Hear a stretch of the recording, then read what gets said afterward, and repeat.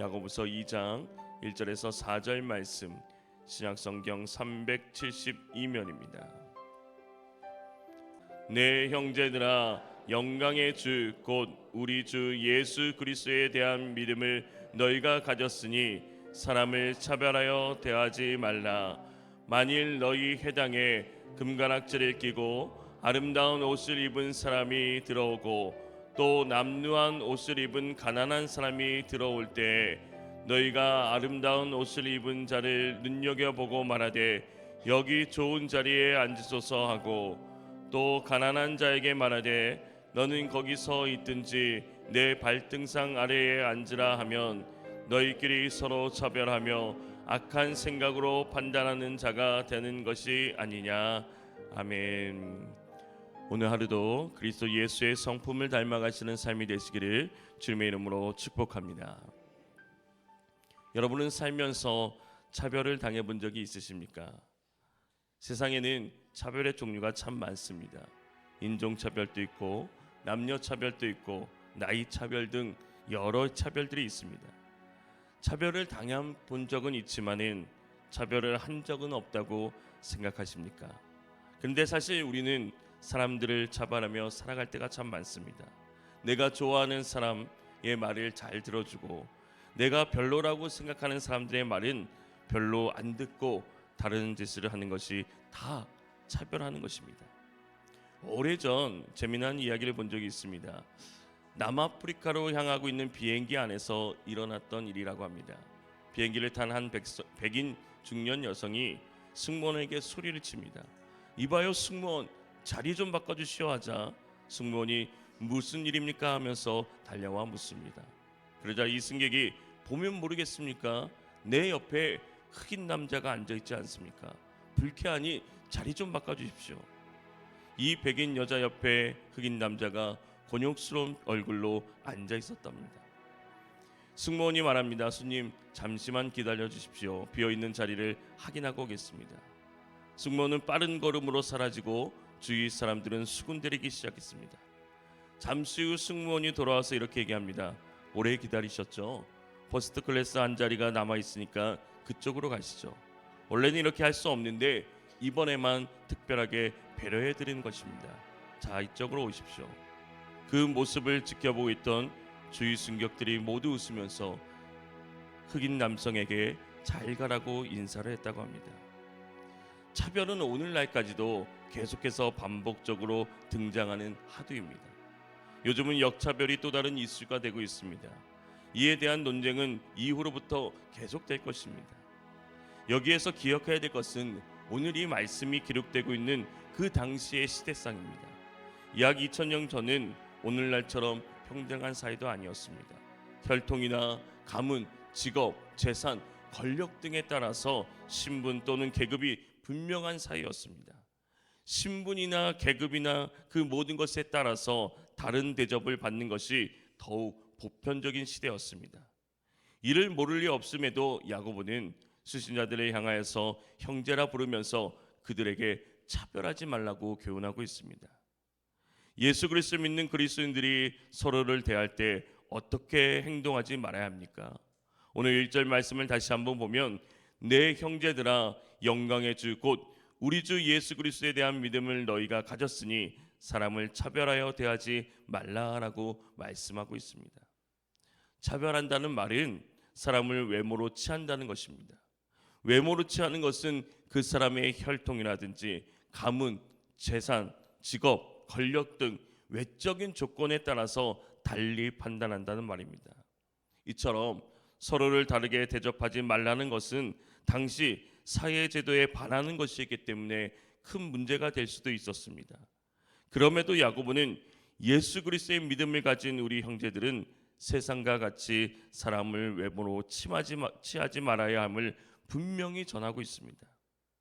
예수님의 공생애와 십자가는 유대인이나 부한자, 고위 관리들만을 위한 것이 아니었습니다. 이방인이나 가난한 자, 소외된 모든 이들을 위한 것이었습니다.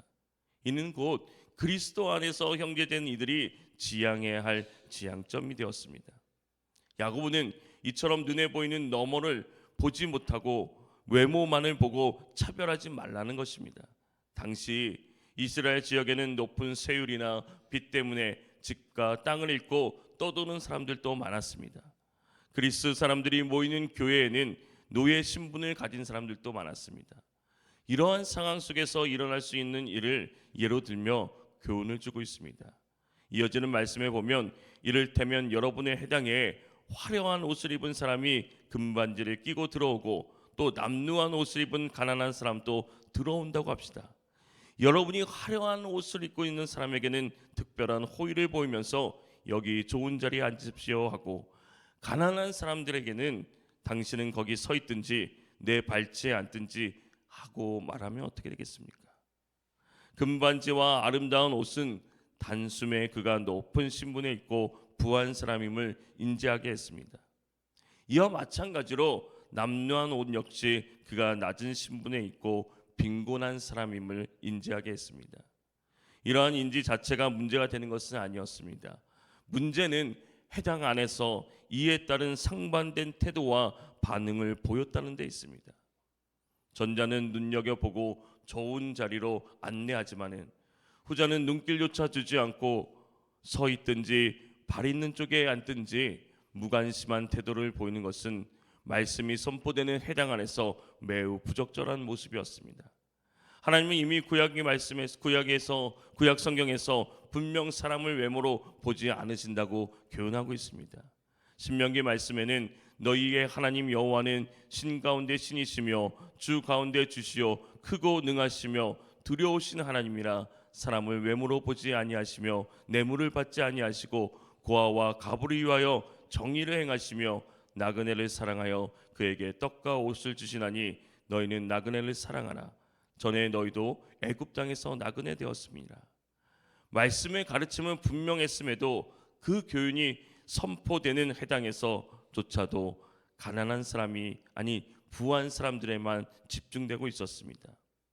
이렇게 성경은 교회 속에서 잘못된 관심과 행동에 대해서 지적하고 있습니다. 하나님의 교회 속에서 공평하고 차별이 없어야 됩니다. 사람들의 그릇된 관심은 교회 안에서도 세상적인 기준을 적용하려고 합니다. 이로 안에서 교회 안에 있어서는 안 될 차별이 존재하게 됩니다. 초대교회에서도 예외가 아니었던 것입니다. 사람은 누구나 하나님의 형상대로 창조된 존재입니다. 존재 자체로 그 누구도 침해할 수 없는 절대 존엄성을 지니고 있습니다. 그럼에도 불구하고 단순히 겉으로 드러나는 외모나 사회적인 신분 또는 지위만을 기준으로 삼어 차별하는 편파적인 태도는 대단히 잘못된 것입니다. 지금 우리가 살고 있는 시대도 마찬가지입니다.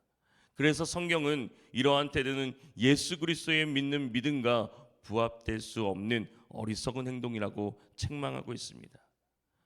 야고보는 외모와 지위에 상관없이 모든 사람들을 동등하게 차별 없이 대하라고 가르칩니다. 그 이유가 무엇입니까? 먼저 1절 전반절 말씀을 보면 내 형제들아 영광의 주 곧 우리 주 예수 그리스도에 대한 믿음을 너희가 가졌으니 라고 말씀합니다. 사람을 차별하지 말아야 하는 그 이유는 바로 그들의 영광의 주이신 예수 그리스도를 믿는 믿음을 가지고 있는 자들이기 때문입니다. 우리가 믿는 예수님이 어떤 예수님이십니까? 영광의 주이신 예수님이십니다. 영광의 주이신 예수님께서 우리를 구원하시기 위해 낮아지시고 십자가에 돌아가시기까지 하였습니다. 나와 옆에 있는 사랑하는 형제들을 위해서 그 예수님이 돌아가시는 것을 우리는 믿고 있습니다. 예수님은 모든 사람들을 위해 구속사역을 담당하신 것입니다. 그분의 희생은 유대인이나 부자나 고위 관리들만을 위한 것이 아니었습니다. 이방인이나 가난한 자들이나 소외된 계층을 포함한 모든 사람들을 위한 것입니다. 그런데 그리스도인들이 사람을 외적으로만 그 조건으로만 평가하고 대우해서야 되겠냐는 말씀입니다. 우리는 예수님을 믿음으로 우리의 신분이 완전히 바뀌었습니다. 죄인에서 하나님의 자녀가 된 것입니다.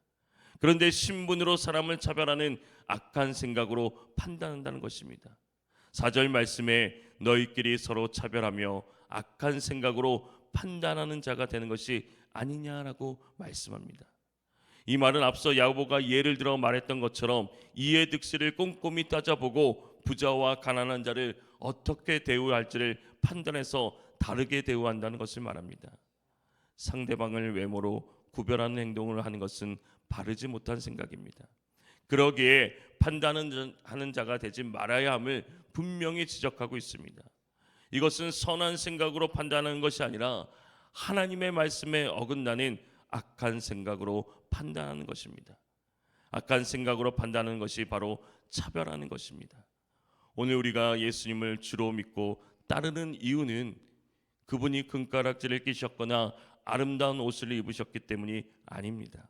오히려 높은 권세와 영광을 모두 내려놓고 낮은 자리로 내려오셔서 낮고 낮은 십자가의 자리를 감당하셨기 때문입니다. 오늘 주님을 따르기로 소망하고 결단하며 살아가는 우리의 시선이 머무는 곳은 과연 어디였는지 함께 점검해 보면 좋겠습니다. 사랑하는 성도 여러분, 오늘 말씀을 마음에 새기고 차별하지 않고 그리스도의 사랑으로 살아가기 위해서 오늘 우리 자신이 꼭 실천해야 되는 것이 무엇입니까? 그리스도의 성품 포용은 눈에 보이는 것 너머를 보는 것입니다. 외모로서 차별하는 것이 아니라 그것을 뛰어넘어 그리스도를 믿는 믿음을 보아야 합니다. 그리고 서로를 향해 긍휼의 눈으로, 사랑의 눈으로 바라보아야 되는 것입니다. 오늘 우리의 삶이 차별과 악한 판단이 아닌 오히려 모든 사람을 사랑하고 존중하면서 그리스도의 사랑과 믿음을 실천하며 살아가는 저와 여러분이 되시기를 주님의 이름으로 축원합니다. 하나님 아버지, 우리를 위하여 높은 권세와 영광을 모두 내려놓고 낮고 낮은 자리로 우리를 구원하러 오신 그리스도 예수의 사랑을 깨달아 살아가야 됨에도 불구하고 오늘 우리의 삶이 차별하며 편견을 갖고 있지는 않습니까? 주님을 믿는 믿음을 가졌기에 겉모습만 보고 판단해서 차별하거나 무시하는 것이 아니라 긍휼과 사랑으로 마음속을 들여다봄으로 서로를 뜨겁게 사랑하는 신앙으로 살아가게 하여 주시옵소서. 그리하여 서로를 섬겨주고 기도해주는 공동체, 하나님을 기쁘시게 하는 교회가 되게 하여 주시옵소서. 오늘 하루도 주님의 성품을 닮아가게 원합니다. 주님의 성품 포용을 닮아갈 때 하나님이 주시는 능력으로 눈에 보이는 것 너머를 보게 하여 주시옵소서. 이 시간 간절히 기도하며 나갈 때 주님께서 들으시고 응답하시고 역사하여 주시옵소서. 감리사 영주 중에 계시는 담임 목사님 모든 일정을 주님 지키시고 복되게 인도하여 주시옵소서. 오늘도 우리가 살아갈 때에 살아 역사하시는 그 주님을 만나게 하여 주시옵소서. 예수 그리스도의 이름으로 기도합니다. 아멘. 오늘 우리가 말씀을 생각하면서 악한 마음으로 차별하지 않게 하옵소서. 그리고 우리의 교회가 예수님을 믿는 믿음으로 사랑하게 하옵소서. 이 세상이 사랑과 관용으로 동등히 대하게 하옵소서. 우리 이 시간 주님의 이름을 간절히 부르며 기도하며 나아가겠습니다.